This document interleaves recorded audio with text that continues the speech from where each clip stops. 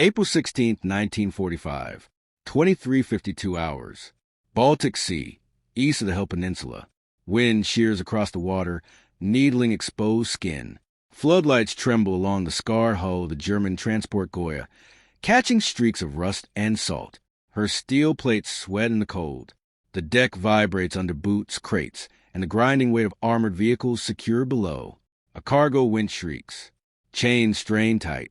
Inside the cavernous hold, Panzer IV tanks sit nose to nose, their long 7.5 centimeters KWK-40 barrels elevated just enough to clear steel bulkheads.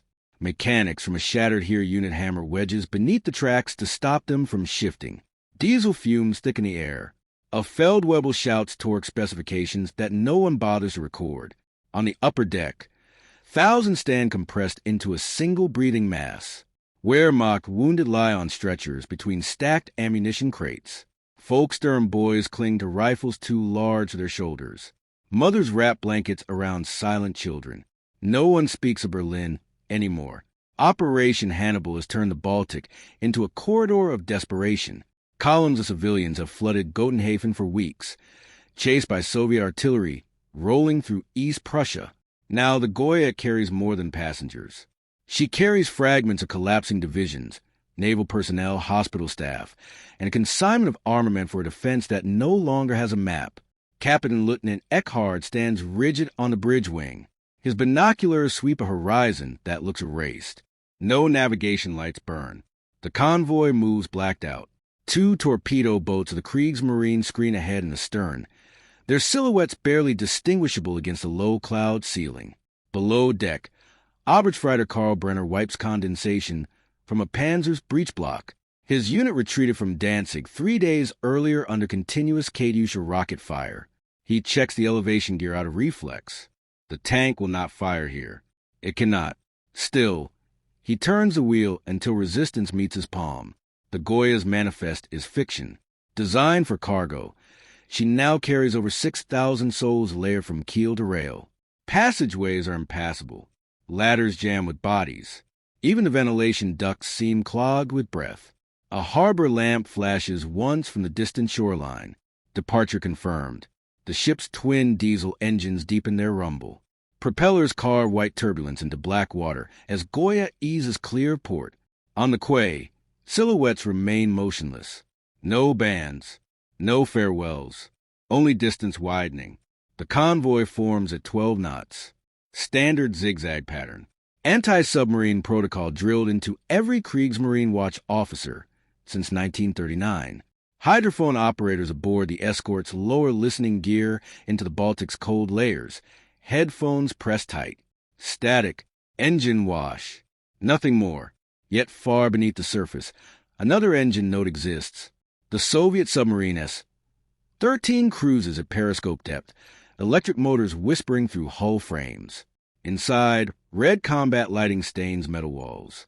Captain Third Rank Alexander Marinesco studies the dim outline of ships through his periscope. A large transport. Escorts present but stretched. The sonar operator stiffens. Contact. Bearing steady.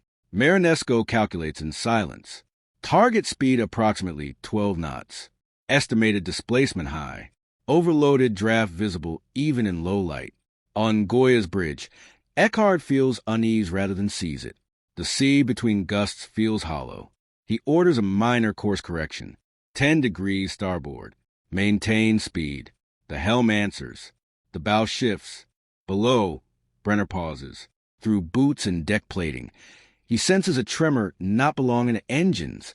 It is faint, a subtle alteration in rhythm. He glances upward as if the Baltic itself has changed posture. On the exposed upper deck, a nurse from Königsberg shields a lantern flame while checking a wounded lieutenant's pulse. His Iron Cross ribbon is soaked with seawater. He whispers something about Königsberg Cathedral. She cannot hear him over wind. Inside S-13, compressed air valves align. Torpedo tubes 1 and 2 stand ready. Gyroscope set, depth adjusted for a shallow run. Marinesco inhales once. No speeches. No hatred displayed. Only calculation. Fewer 2 G7 electric torpedoes surge from their tubes. leaving only a brief pulse in the water before disappearing into darkness. Their wakes remain nearly invisible on the surface. They run fast, 44 knots, distance closing rapidly. Above, the convoy continues unaware. The torpedo boats maintain formation, hydrophones momentarily blinded by their own propeller turbulence. On Goya's crowded stern, a child begins to cry. Her mother presses the child's face into her coat to muffle the sound. You could almost believe the worst is behind them. Almost. The Baltic wind drops without warning. For one suspended second, only the layered throb of diesel engines moves the night. 6,000 hearts beat above a cold expanse that reveals nothing. In the submarine's control room, a petty officer counts seconds under his breath. 5, 10, 15. On Goya's bridge, Eckhard lowers his binoculars. He turns to issue another helm order. 20. Brenner feels a vibration sharpen through steel beneath his boots. 25. Somewhere ahead of the port beam, 2 torpedoes rise slightly, aligning with a transport ship heavy beyond design limits. 30. The sea does not shout. It does not warn. It simply delivers what has already been set in motion. April 16, 1945, 23:59 hours. Baltic Sea. The first torpedo strikes just abaft the engine room, on the port side. There is no dramatic pause, no cinematic hesitation. A column of water and flame erupts against the hull, followed by a concussive blast that rips through compartments like a hammer through tin. Steel buckles inward, rivets shear. The engine room vanishes in white heat and shattering metal. Men inside do not have time to scream. The second torpedo hits seconds later, slightly forward, tearing open the lower decks where wounded soldiers and refugees lie packed shoulder to shoulder. The detonation lifts the Goya's midsection violently, snapping internal beams and rupturing fuel lines. Lights explode in showers of sparks. Darkness crashes down. On the bridge, Captain Lieutenant Eckhard is thrown against the bulkhead. The compass shatters. Voice pipes fall silent. The deck, beneath his boots, tilts sharply to port. Below, Oberstreiter Karl Brenner feels the Panzer beside him leap against its chains. The explosion punches the air from his lungs. Diesel fumes ignite briefly, then choke out. A wall of seawater bursts through torn plating, slamming into tanks and bodies alike. The hold transforms instantly into a crushing black flood. "Rouse! Rouse!" someone shouts. The command dissolves into chaos. In the forward compartments, refugees are hurled from bunks. Mothers lose grip of children. Stretchers flip. The sea surges through corridors, carrying splintered wood, ammunition crates, and human forms in a single violent current. On deck, sailors scramble toward lifeboats that are already listing at impossible angles. The Goya heels 30 degrees within seconds. The port rail dips dangerously close to the waterline. A torpedo boat off the starboard quarter fires flares into the sky, flooding the night with harsh white light. The illumination reveals horror in full detail. Hundreds already cling to railings as freezing Baltic water floods over the tilted deck. Some leap without thought. Others freeze, paralyzed by the angle beneath their boots. Inside the hold, Brenner claws upward along a ladder slick with oil and seawater. Behind him, a Panzer IV breaks free of its restraints. The 30-ton machine shifts, then slides, crushing men against steel bulkheads before disappearing into the rising flood. The sound is not mechanical. It is wet and final. In the engine spaces, boilers rupture. Steam blasts through passageways, scalding anyone still alive. Electrical systems die completely. The Goya becomes a dark, groaning mass rolling helplessly to port. On the bridge, Eckhard attempts to issue an abandoned ship order, but power failure has killed communications. He stumbles toward the wing, gripping railings now nearly horizontal. He can see the torpedo boats maneuvering frantically, depth charges already rolling off stern racks in blind retaliation. Too late. In the Baltic below, S-13 dives deeper, slipping away from the spreading pattern of explosions above. Marinesco listens to the distant thunder of depth charges without expression. He knows from the sound of the detonations that the target has been mortally struck. Back on the Goya, panic becomes primal. Lifeboats on the port side cannot be launched. They are crushed against the listing hull. On starboard, a handful swing out, overloaded before they touch water. One snaps a davit and drops, spilling occupants into the sea. The temperature is near freezing. Those who hit the Baltic gasp once, sharply, as cold paralyzes muscle and steals breath. Heavy greatcoats drag them under almost immediately. Oil spreads across the surface, coating faces and hands. Brenner reaches the open deck just as the ship lurches further. The angle is now catastrophic. He sees the bow rising slightly, stern already sinking. He spots a young naval cadet struggling to free a tangled rope around a life raft. Brenner lunges to help. Together, they cut it loose. The raft slides away before either can climb aboard. A final metallic roar echoes through the hull as internal bulkheads collapse. The Goya has been afloat less than 15 minutes since impact. Eckhard grips the rail one last time. Around him, thousands scream into wind and water. He understands the arithmetic of survival now. There is none. The stern lifts abruptly, propellers churning uselessly in open air for a brief, surreal instant. Then gravity reclaims everything. The Goya slips beneath the Baltic in under 7 minutes. Where a transport carrying over 6,000 souls once moved westward, only debris and bodies remained, scattered across black water lit by drifting flares. And the sea is not finished yet. April 17, 1945, 07 hours. Baltic Sea. The surface closes. Not with a crash, not with a roar. Just a heavy, swallowing hush as the last section of Goya's stern disappears beneath black water. The flares above burn hard and white, illuminating a field of wreckage and thrashing silhouettes. Then the screams begin to thin. Thousands now fight in water barely above freezing. The Baltic in April hovers near 4 degrees Celsius. At that temperature, muscle failure comes in minutes. Consciousness fades soon after. Oberstfreiter Karl Brenner surfaces amid splintered planks and floating crates. Oil coats his mouth. He coughs violently, forcing brine from his lungs. Around him, hands claw at anything that floats, even at each other. A wounded artilleryman grips Brenner's sleeve with desperate strength. The weight drags them both under for a second before Brenner tears free. Survival becomes selfish. A torpedo boat cuts through the debris field, engines throttled down. Searchlights rake across the water, revealing faces already stiffening. Kriegsmarine sailors throw ropes and cargo nets over the side. Here, here, they shout, hauling up whoever can still grasp a line. But there are too many.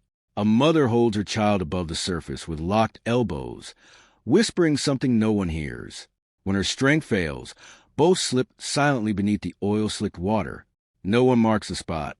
On another patch of wreckage, a cluster of naval cadets cling to an overturned lifeboat. Their fingers are already pale and rigid. One tries to recite a prayer, but cannot form the words. His jaw trembles uncontrollably. The Baltic does not rage. It simply absorbs. Brenner finds a floating hatch cover and drapes his chest across it. His boots feel like anchors. He kicks them off.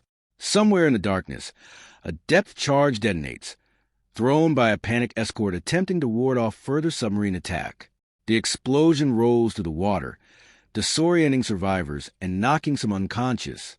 Above, the flares begin to fade. Without light, the night becomes absolute.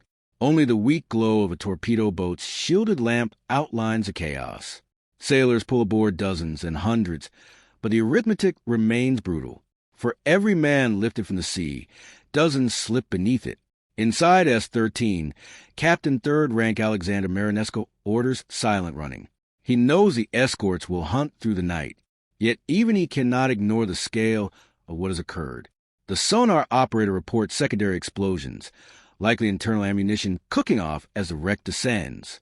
Down below, Goya's hull continues its final plunge. Tanks, chain, and hull break loose completely as pressure crushes compartments. Panzer IVs tumble into silt nearly 70 meters below, their gun barrels embedding into the seabed like broken lances. Air trapped inside compartments erupts upward in violent bursts, briefly disturbing the surface with ghostly boils. On the water, Brenner feels his grip weakening. His hands no longer obey him. He tries to flex his fingers, but cannot. Around him, The sound are changing. Screams give way to low murmurs. Then to nothing. A torpedo boat approaches within 20 meters. A sailor leans over the rail, reaching down with a hooked pole. "Grayfin," he shouts. Brenner cannot feel his legs. He pushes once more against the hatch cover and extends an arm that no longer seems attached to his body. The hook catches his webbing strap. He is dragged sideways, half conscious, striking against the steel hull as he is hauled upward. He collapses onto the deck in a heap of oil and seawater. All around him lie others pulled from the Baltic, shivering violently, some already motionless. A corpseman moves quickly, checking pulses, closing unresponsive eyes without ceremony. There is no time for grief. The boat must keep moving. Across the debris field, smaller groups cling to wreckage unseen. No searchlight reaches them. The flares are burned out completely now, leaving only stars and a faint phosphorescence of disturbed water. Within 20 minutes, most of those who entered the sea are gone. By 1 o'clock hours, the Baltic is quiet again. Only scattered planks and drifting life vests remain to mark the site. The escorts count survivors as best they can under red lantern light. Fewer than 200 have been pulled alive from water that held over 6,000. The convoy is gone. The armor is gone. Entire units erased without firing a shot. As the torpedo boats turn westward, carrying the stunned remnants of Goya's passengers, the sea resumes its indifferent rhythm. Beneath it, twisted steel and submerged Panzers settle into cold darkness. And somewhere below that darkness, history closes over one of the deadliest maritime disasters of the war, unseen, almost unrecorded, waiting decades to be remembered. April 17, 1945, 6:40 hours. Approaching Kiel Bay. Gray dawn spread slowly over a calm Baltic, as if nothing violent has occurred. The torpedo boats that rescued the survivors cut westward through flat water, their hulls crusted with salt and oil. On their decks lie the living and the nearly dead, wrapped in whatever blankets could be found. Oberstreiter Karl Brenner regains consciousness to the smell of diesel and vomit. His uniform has been stripped. He is covered in rough wool and trembling uncontrollably. A Kriegsmarine medic kneels beside him, pressing a cup of weak coffee against his lips. Langsome, the medic says, slowly. Brenner tries to speak, but cannot form a coherent sentence. Every muscle aches. His skin burns as feeling returns in painful waves. Around him, survivors lie in rows, some shivering violently, others eerily still beneath gray blankets pulled to their chins. The torpedo boat's commander stands near the bridge hatch, dictating figures to a signalman. Estimated passengers, over 6,000. Confirmed rescued, 183. He pauses before adding, approximate. The word sounds fragile. Behind them, the Baltic stretches empty and reflective. No wreckage remains visible at this distance. No smoke marks the horizon. The sea has erased the scene with brutal efficiency. In the wardroom below, officers review what little they know. The Goya had sailed under blackout conditions as part of Operation Hannibal, the massive evacuation effort ordered by Gross Admiral Karl Donitz. Since January, hundreds of ships have ferried refugees and troops westward from East Prussia and the Baltic ports, fleeing the Red Army's relentless advance. But the Goya was different.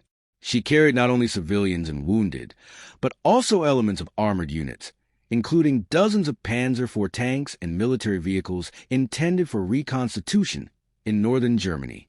Much of that equipment now rests on the seabed. One officer mutters, another Wilhelm Gustloff. The comparison hangs heavily in the cramped compartment. Only 3 months earlier, the liner Wilhelm Gustloff had been sunk by the same Soviet submarine commander, Alexander Marinesko, with catastrophic loss of life. Now, history has repeated itself. On deck, Brenner forces himself upright.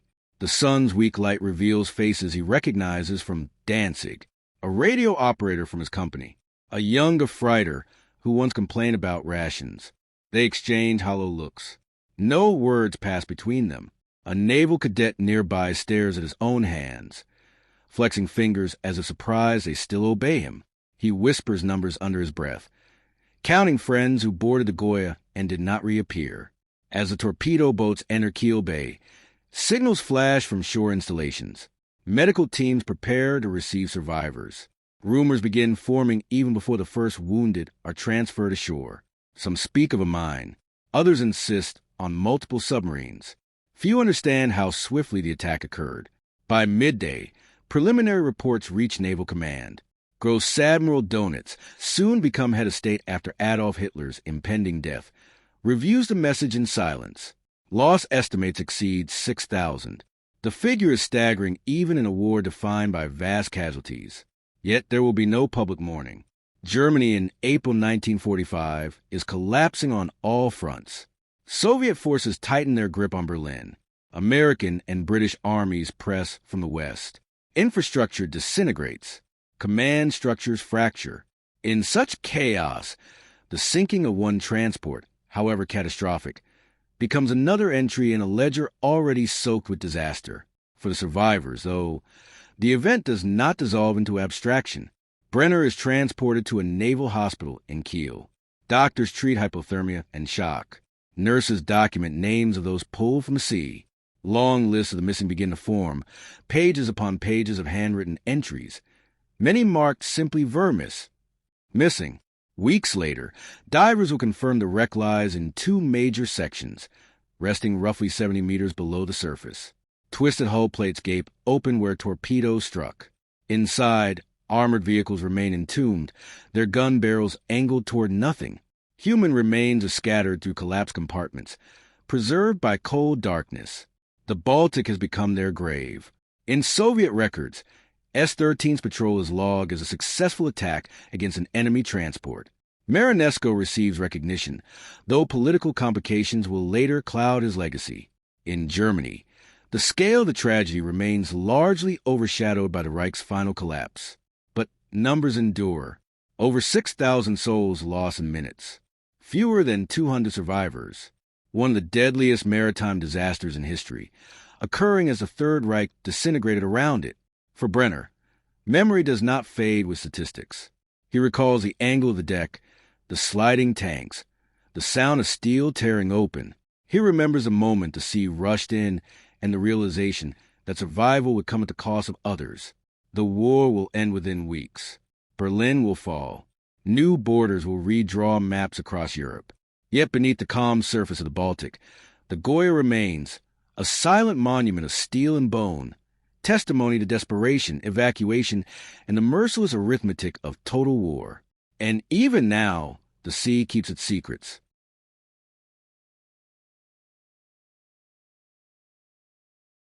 Summer 1955. Baltic Sea. 10 years have passed, yet the coordinates remain approximate.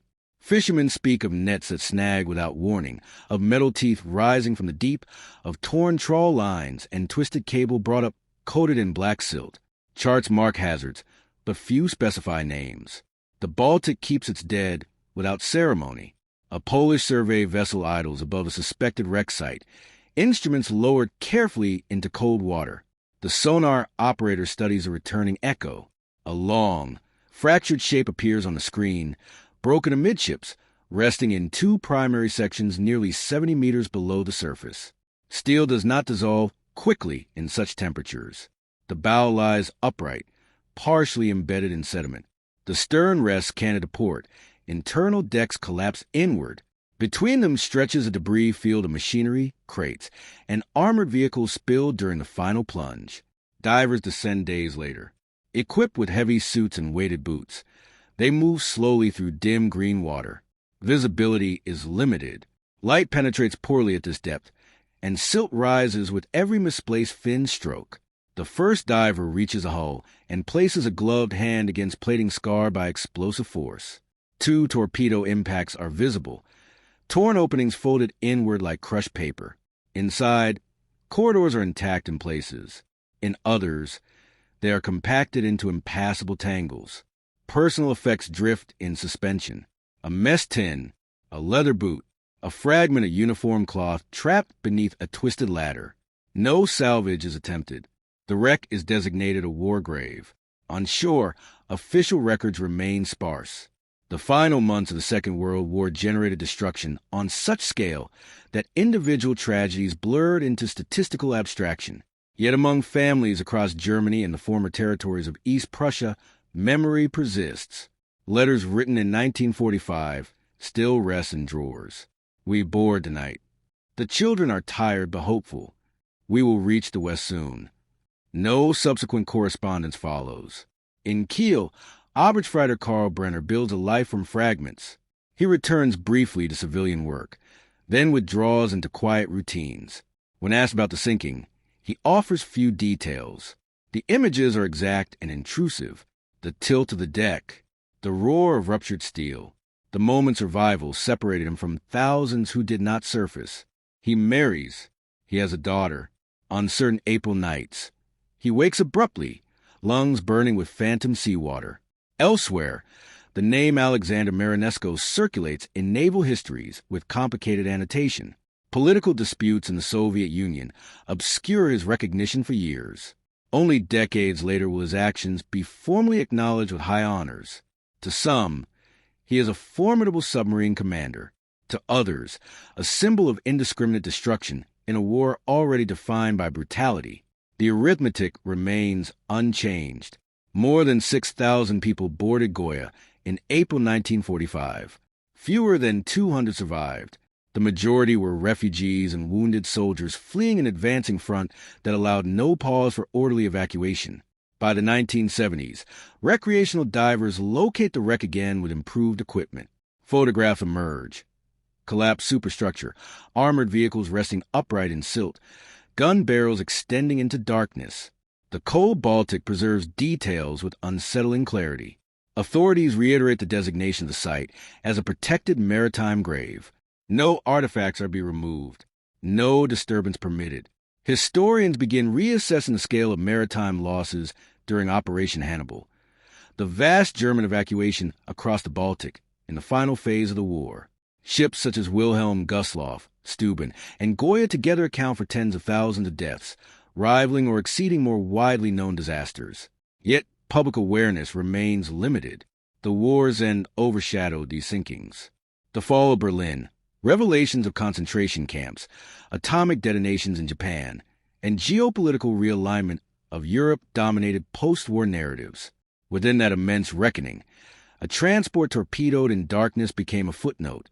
Still, beneath calm summer water, the hull persists. Marine growth coats railings. Fish move through shattered portholes. Sediment slowly claims exposed compartments. The Panzer IV tanks remain chained in nothing. Their steel forms mute reminders of cargo never delivered. Time alters interpretation, but not fact. The Goya sank in under 7 minutes. Thousands entered near-freezing water at midnight. Hypothermia rendered most unconscious within minutes. Rescue efforts, though immediate, could not alter the outcome. For Brenner, who lives into old age, the memory never reduces to data. It remains sensory. The smell of diesel, the metallic groan before the stern lifted, the cold that erased sound. In his final years, he tells his daughter only this: the sea was quiet afterward, and that is how it remains. Above the wreck, ships continue to pass between ports. Commerce resumes. Borders shift. Generations rise without knowledge of what lies below their transit routes. But 70 meters down, in dark water that seldom warms, steel and bone rest undisturbed. A transport built for freight, loaded with hope and desperation, destroyed in minutes. The Baltic holds it all without judgment, and the silence endures. April 1995, 50 years after the sinking. The Baltic is calm again, almost unnaturally so, as it determined to contradict the violence embedded in its depths. A modest memorial ceremony takes place along the German coast. There is no grand state procession, no mass bands, no international delegation. Only survivors, descendants, a few historians, and representatives from naval associations gather near the waterline. A wreath is lowered into the sea. Among the attendees stands Brenner's daughter, now middle-aged. Her father passed away 3 winters earlier. He never returned to the Baltic, never attended public commemorations. Yet he preserved documents in a small wooden box. Hospital discharge papers, a faded transport roster, and a handwritten note listing names of men for his unit who boarded the Goya and vanished. She keeps the box closed. Historians speak carefully into microphones adjusted against the wind. They avoid rhetoric. They avoid accusation. Instead, they present context. Operation Hannibal is described as one of the largest maritime evacuations in history. Between January and May 1945, hundreds of vessels transported more than 2 million civilians and soldiers across the Baltic, fleeing the Red Army's advance into East Prussia and Pomerania. Within that immense movement, certain sinkings stand out for scale alone. The Wilhelm Gustloff, the Steuben, the Goya, each represents thousands lost within minutes. Each occurred during the chaotic dissolution of a collapsing regime. Each remains entangled in the broader moral and political catastrophe of the war. After the ceremony, a research vessel departs to revisit the wreck site. Technology has advanced considerably since the first post-war surveys. Remotely operated vehicles descend instead of heavily weighted divers. High-resolution cameras transmit images in real time to monitors on deck. The screen flickers, then stabilizes. The bow of Goya emerges from darkness, illuminated by artificial light. Marine growth softens edges once sharp with industrial purpose. The torpedo damage remains unmistakable. Steel folded inward by explosive force. A nameplate fragment is visible beneath sediment. Letters partially obscured but legible enough to confirm identity. The vehicle glides along the deck. An armored vehicle rests where it settled half a century earlier, turret angled slightly upward. Its presence underscores the ship's dual nature as both evacuation transport and military asset. Nearby, collapsed lifeboat davits hang frozen in incomplete motion. Inside the hull, corridors remain filled with silt. Personal items lie where they drifted after compartments flooded. No attempt is made to recover them.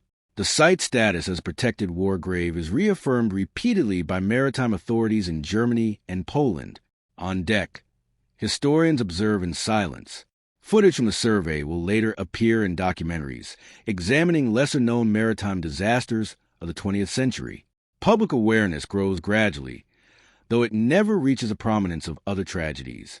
The reasons are complex.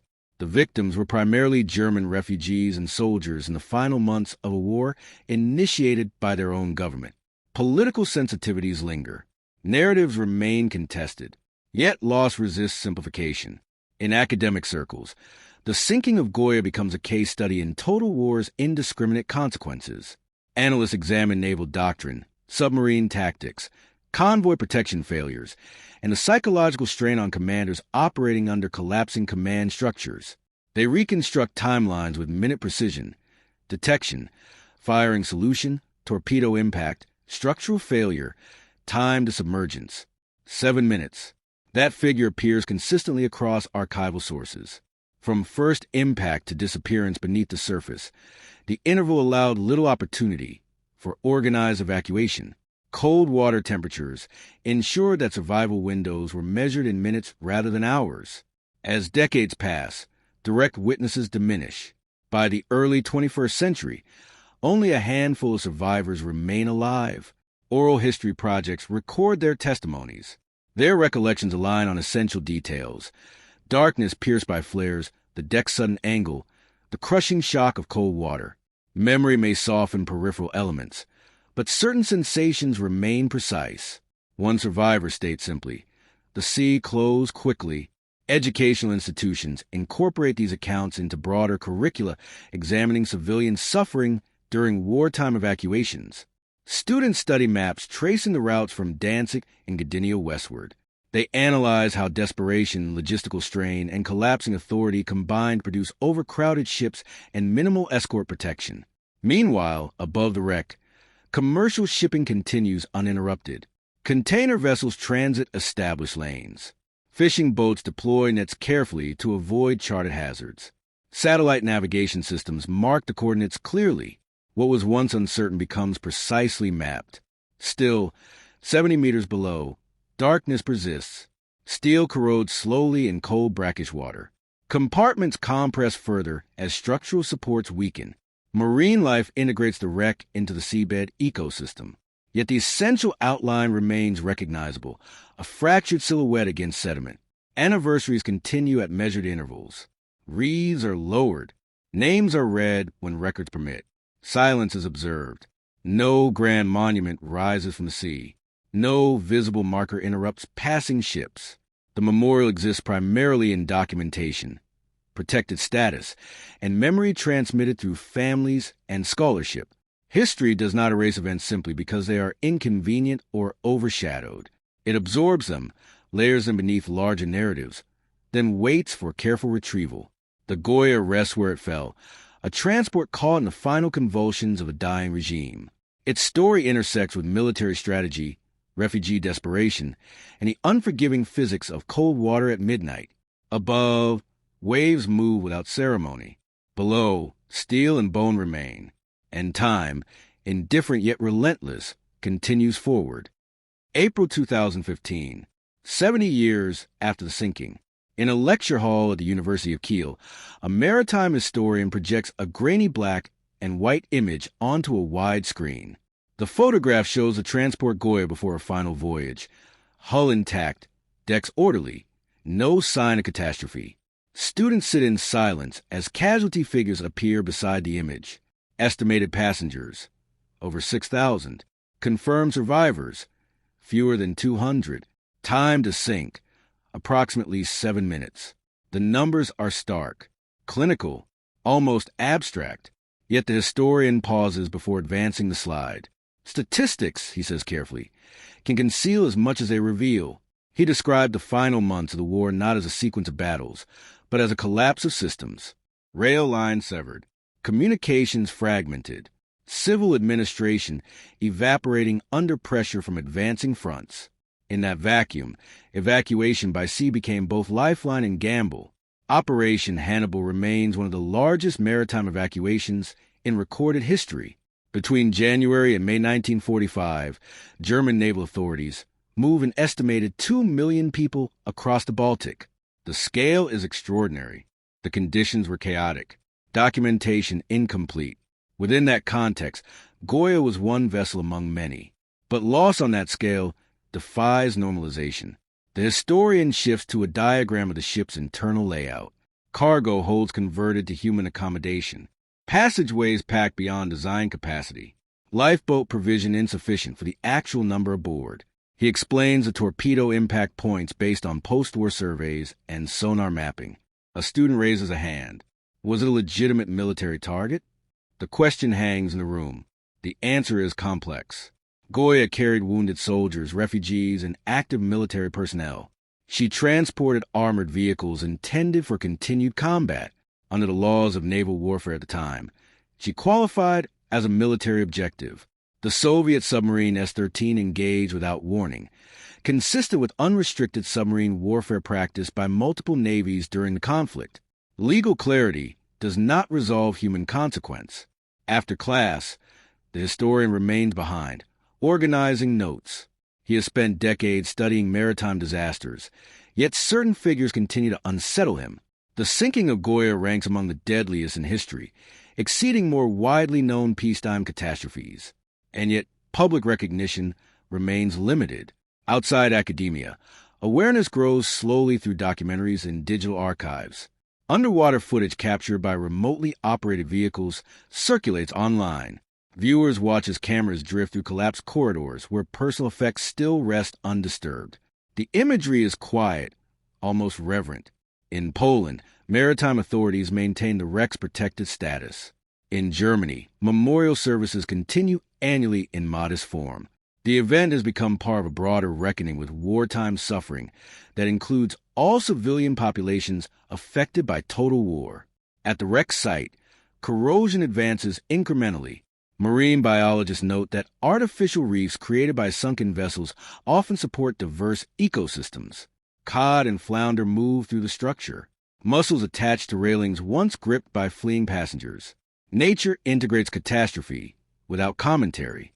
Survivors' testimonies are archived in digital repositories. Transcripts preserve sensory detail. The sudden list, the extinguished lights, the shock of cold immersion. One account describes the sound of armored vehicles breaking loose below deck, a grinding metallic avalanche preceding total blackout. Another recalls a brief illusion of rescue when flares illuminated the water, followed by the realization that help could not reach everyone in time. As centennial anniversaries approach in future decades, scholars anticipate renewed attention. Archival materials continue to surface, including naval logs, hospital records, and personal correspondence written in the final days before departure from Baltic ports. Each document adds marginal clarity to an event defined by rapid destruction. The historian closes his lecture with final image, a sonar rendering of the wreck resting in two principal sections on the seabed. The outline is unmistakable even without color. A broken hull, separated halves, a debris field between them. He speaks plainly. The sea does not prioritize memory. We do. In that distinction lies responsibility. The sinking of Goya occurred during the collapse of a regime responsible for immense aggression and atrocity across Europe. Acknowledging the tragedy of its final evacuations does not alter that history. It expands it. It recognizes that total war consumes civilians and soldiers alike, often in the same instant. Numbers frame the scale. Personal accounts restore dimension. Over 6,000 embarked. Fewer than 200 survived. 7 minutes altered thousands of lives and shaped generations that followed. In the Baltic, waves continue their indifferent rhythm. On land, historians, families, and institutions sustain remembrance not through spectacle, but through careful documentation and measured acknowledgement. The weight of numbers remains heavy, and the silence beneath the surface persists, patient and unchanged. April 2045, 100 years since the sinking. The Baltic remains cold in early spring, though satellite data now maps its temperature variations in precise gradients. Autonomous research platforms drift across its surface, transmitting continuous environmental readings to coastal laboratories. Maritime traffic moves efficiently through digitally regulated corridors. The world above the water is faster, denser, more interconnected than the one that existed in 1945. 70 meters below, however, the wreck of Goya remains largely unchanged. An International Maritime Heritage Consortium schedules a centennial survey, not to recover artifacts, but to assess structural stability and ensure continued protection. The wreck's coordinates have long been fixed in global navigation systems. Protective exclusion zones are automatically enforced by commercial shipping algorithms. No vessel may anchor or trawl within designated boundaries. A research submersible descends in controlled silence. High-definition cameras reveal the bow first. Corrosion has softened once rigid lines, but the torpedo damage remains visible, metal still curled inward from explosive force. Sediment has risen over decades, partially burying lower decks. The stern section, separated during the sinking, rests several hundred meters away, tilted and fractured. Between them lies a debris field that time has arranged but not erased. The submersible's pilot narrates measurements for the record. Hull thickness reduction, structural collapse points, bioaccumulation patterns. The language is technical, detached. Yet even through analytic precision, the site carries unmistakable gravity. Inside a collapsed compartment, a Panzer for remains lodged where it fell. Marine growth coats its turret. Small fish pass through the open hatch. The vehicle, once intended for combat, has become inert architecture on the seabed. The consortium's policy prohibits interior penetration beyond safe and non-intrusive observation. The wreck is legally classified as a protected maritime grave under multiple jurisdictions. Digital mapping satisfies historical inquiry without disturbing human remains. On shore, commemorations unfold across several countries. In Germany, archival institutions release newly digitized documents from naval records and civilian registries. In Poland, maritime authorities publish updated conservation findings. In academic journals, historians revisit the evacuation operations of early 1945 with expanded datasets enabled by decades of cross-border archival cooperation. The centennial tone is measured. There is no attempt to separate the sinking from the larger context of the Second World War. Discussions situate Goya within the final phase of a regime collapsing under the weight of its own aggression. At the same time, scholars emphasize that civilians fleeing conflict zones remain a recurring phenomenon in modern history. Patterns repeat. Overcrowded transports, inadequate escort, vulnerable corridors across contested waters. The Baltic in 1945 becomes a case study cited in contemporary policy, debates about humanitarian evacuation planning, and maritime protection standards. In a virtual lecture streamed globally, a historian presents a layered reconstruction of the final 7 minutes. Using archival data, survivor testimony, and hydrodynamic modeling, the simulation traces torpedo detonation, compartment flooding rates, loss of buoyancy, and progressive list angle. The reconstruction is precise to the second, yet when the animation concludes, the historian closes with a reminder. Models explain mechanics. She says, they do not capture experience. Survivor recordings, preserved in high fidelity decades earlier, are integrated into digital memorial platforms. Visitors navigate interactive timelines, hearing first-hand accounts of darkness, flares, and freezing water. Many of those voices belong to individuals long deceased, their testimony carried forward by technology. At the Baltic shoreline, descendants gather quietly. Names are projected onto a temporary screen near the water. Thousands remain unidentified due to incomplete manifests and wartime record destruction. Blank entries represent absence as clearly as confirmed identities. The sea remains outwardly indifferent. Above the wreck site, currents shift fine layers of sediment. Structural collapse advances incrementally as steel fatigues under constant pressure. Eventually, portions of the hull will flatten completely into the seabed. The outline will blur. Only sonar archives will preserve its original geometry. Memory, however, has taken a different trajectory. In 1945, the sinking was overshadowed by the war's final convulsions. In subsequent decades, it occupied a marginal place in public awareness. By the centennial, it stands as a documented component of broader scholarship on maritime disaster, civilian evacuation, and the consequences of total war. The submersible completes its survey and ascends. Its data will feed into conservation models projecting the wreck's future condition over the next 50 years. Reports will recommend continued protection, digital preservation, and educational outreach. No physical alteration is proposed. As the vessel breaks the surface, sunlight reflects off calm water. A century has passed since thousands boarded a crowded transport in hope of reaching safer shores. 7 minutes transformed that hope into catastrophe. The Baltic absorbed steel, armor, and human life without distinction.